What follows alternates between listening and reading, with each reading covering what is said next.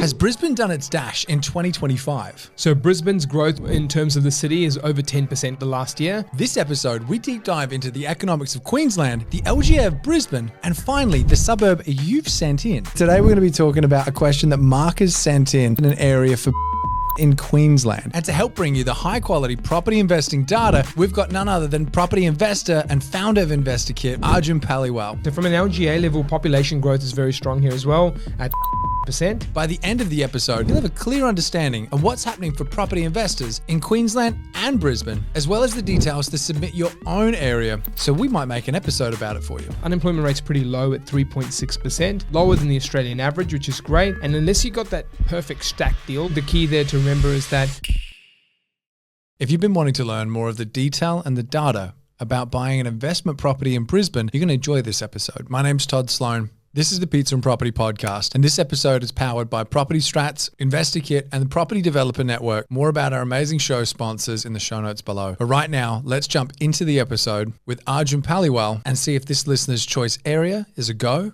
or a no. Arjun Paliwal, you ready for a listener's choice episode, mate? I am, mate. I am ready for the listener's choice. I keep calling it the weekly slice. Is that we're calling it that? Or? Well, it is. It is a weekly slice. I've just realized that anyone that's ever just watched us on YouTube probably doesn't know that because we don't actually write weekly slice. But they are, yes, the Wednesday episodes are weekly slices, but this is like the listener's choice series. And have you actually had a slice of pizza every week? Not lately, no. I've been dropping a few kilos, but looking good. Thank you. Yeah, but a weekly slice is designed to just basically make it nice, quick, information packed, everything that could be a big episode, but with all the little bits of fluff and everything else cut out. Well, mate, I love the idea, but I've seen you eat a slice of pizza, and your slices aren't a small bit. Like, no, they're not. They're big slices of pizza. Hence the losing weight, mate. But anyway, so today we're going to be talking about a question that Mark has sent in. Now, Mark has sent in an area for Bardon in Queensland.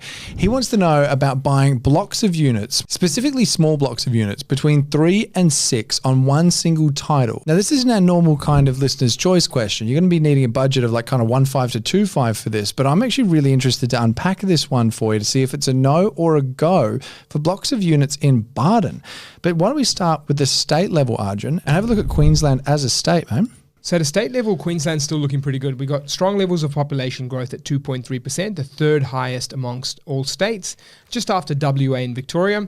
And then with regards to overseas internal migration, both are still pretty strong there, right? Looking at the economy, the unemployment rate's pretty low at 3.6%, lower than the Australian average, which is great, and then a lot lower than the decade ago, which is around 6%. In terms of Queensland, it actually has the fastest job growth at 3.79% at a state level, and WA would come in second at 3.76%, and Victoria at 3.6%. So Queensland's leading the way for job creation, which is great. And then from a gross state product, Queensland was up by 2.1% for the last FY, ranked third place. So Queensland's wage growth, though, is moving really well. It's achieved its highest wage growth at 1.6%. And in terms of its annual wage growth, it's at 3.9%, second to Tasmania only at 4%. Now, in terms of the ComSec State of the State report, Queensland's sitting in the second spot, up from the fourth position, so it's looking pretty strong in terms of recent years. Mm-hmm. And with regards to Queensland, you know, if you go down to Brisbane, just that one step lower. So Brisbane's growth in terms of the city is over 10% growth for the last year, which is pretty healthy considering it's well above the national average. So that's Queensland there at a state level, and of course Brisbane too. Something I wanted to ask you, because Queensland, from what I understand, economically as a state, pretty strong. Is that something that you look at like as an overall kind of economic indicator? Because, I mean, there's a lot of talk around Melbourne being an emerging market now, but like state economy-wise, they've got a bit of debt, they've got a bit of trouble going on. Does it really change the way that you're looking at it? Or is it like, yeah, that's a part of it, but really I'm looking at the market cycle? Yeah, well, Queensland's economy, people forget that the debt's probably going to be forecast to be bigger than Victoria as the years go on in the future. So if people don't recognize that, okay. I think the main thing there is that like economy is an important part because of job creation, the impact and confidence that can have, and then of course the infrastructure, the type of jobs it creates, and then the type of usability of that infrastructure, if it's got ongoing life as well. All these things are helpful, but I like to divide markets into market health, market activity, and market trends. So health is one of those things that the economy fits under. But in terms of activity, that's all the transactions, and then the trends are from which starting position. So we look at all three of those things when making a decision on a market. Economy plays a part, but it's one aspect of the three. Got it. So important, not everything. Absolutely. Okay. Anything else you want to talk about the state of Queensland before we move on to the LGA of Brisbane? No, let's jump into the LGA. So from an LGA level, population growth is very strong here as well at 3.65%. Brisbane's internal migration is also okay from that perspective in terms of the LGA level. Unemployment at about 3.8%, so not far off from that state level as well. But at an LGA level, let's go into some of the real estate data. So the pressure is still quite high with inventory at 2.4 months.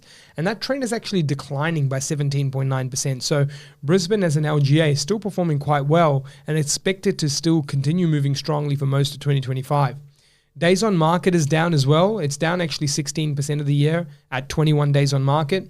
And vacancy rates are still fairly low at 1.04%. In terms of median price for this sub-region, it's around 1.735 million. So by no means is it cheap going into this area. And yields also lower here as well in this region at 2.76% instead of the 3.9% of the greater Brisbane level. But price growth has been a little bit lower. And the reason why is price growth in this sub-region in particular is a little bit lower due to the fact that it is an upper quartile market. It's the higher price market of Brisbane.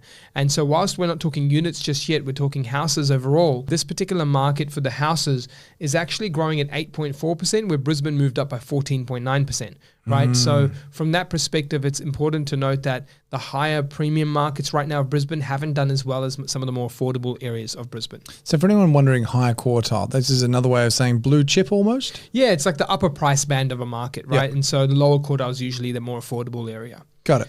Now, in terms of rents, it's been okay. Brisbane rents have been slowing down in this area as well, but rents in the Brisbane level are 7.8, but in this sub-region, it's about 4% rental growth. And in summary, it's still a strong market, but yields are quite low in this region, and also prices are high, and the upper quartile isn't growing as well as some of the lower areas. Right. So yields of 2.76% for the LGA of Brisbane. Now, what are we looking at then for Bardon? Because I'm imagining if Mark's looking at getting a block of units, he's going to want a much better yield than 2.7%.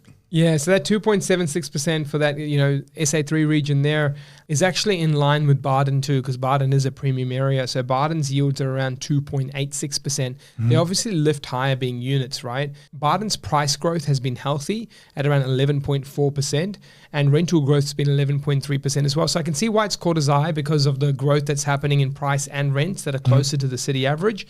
In fact, that the actual suburb of Bardon, the rents have grown faster than the city and the LGA. So it is quite strong when it comes to the rental growth. I think with regards to Bardon though, with the vacancy rates, it is lifting up a little bit at about 1.5%. It's still quite low, but it's higher than the LGA at 1.04% and higher than the overall state level too.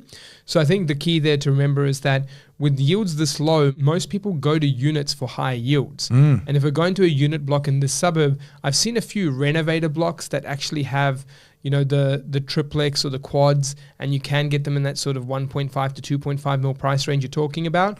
But the rental yields still aren't all there. So I think it's important to be realized that if you're transitioning to a non-house asset, why go to this premium market and have lower rental yields for a cash flow type asset? That's what I'm kind of thinking. Like right now, is it more like I'm trying to get the thinking behind it? And Mark, obviously we don't know your personal situation, mate. So maybe there's a bit more to it that makes the puzzle piece actually fit properly. But I'm really agreeing with what you're saying there, Arj. If you're going into a block of units, typically you're going to want a pretty good yield. So if there's maybe a block of units that you've got your eye on that's a nice bigger piece of land, and the units on there is something that just helps hold it from a cash flow perspective, and maybe you've got some future development potential for it, maybe that's going to make it a bit more sense. But otherwise, this is sounding like it's leaning towards a no from you, Arj. Yeah, look, you can get those older units for sort of $550K each or 500s at least each, like the older brick, not renovating the inside. But you get units up to $1 million in value here, right? And so individual ones, not even the blocks. And so you start timesing that by 3 to 6, you're injecting a fair bit of money. And unless you got that perfect stack deal where you can go, I can renovate it, I can get a good rental amount as well from this property, you're not going to get the best bang for buck in terms of that cash flow. Right? If you're looking for a unit block, it's clear you're trying to get cash flow. So move it to areas where you could either go, well, I'm spending 2 to 3 mil, because he said 3 to 6 units, which means even if you take the cheapest unit sale in recent times of 550-ish around there, and you times that by 6, that's a fair bit of units, right? You're already over $3 million in price. So I would say that this might be an opportunity for you to go to commercial property if you're considering cash flow. And at that 2 to 3 million, you're going to get far greater rental returns from that perspective. And potentially still in an area that if he wants to stay really close to the Brisbane CBD or like a bit more like blue chip, upper quartile, like you're saying, you could still get in a pretty good location for similar kind of money. Absolutely. The trade precinct of Brisbane is known to have industrial properties that are right beside the airport, the port, and the CBD in close 15-minute proximity. Industrial assets there have been, selling for sort of that 1.3 to 2.5 million, a little bit higher depending on the type of size and actual rental yield that you're getting. But you're averaging rental yield sort of 5.5 to 6.5% net there, and you're getting lease terms of 3 to 5 years. So if you're looking in that budget and you're comfortable in that budget, clearly with that suburb you've mentioned and 3 to 6, why don't commit all the way to cash flow and you can use your other money for growth assets elsewhere? So it sounds like if Mark is actually planning on going down there, like, no, there's something I've found, big block of land, I'm renovating it. He's like full on strategy stacking to get that yield play. Maybe it could be a go. But otherwise, if he's looking for something a bit more set and forget unit block, it's sounding like it's a no.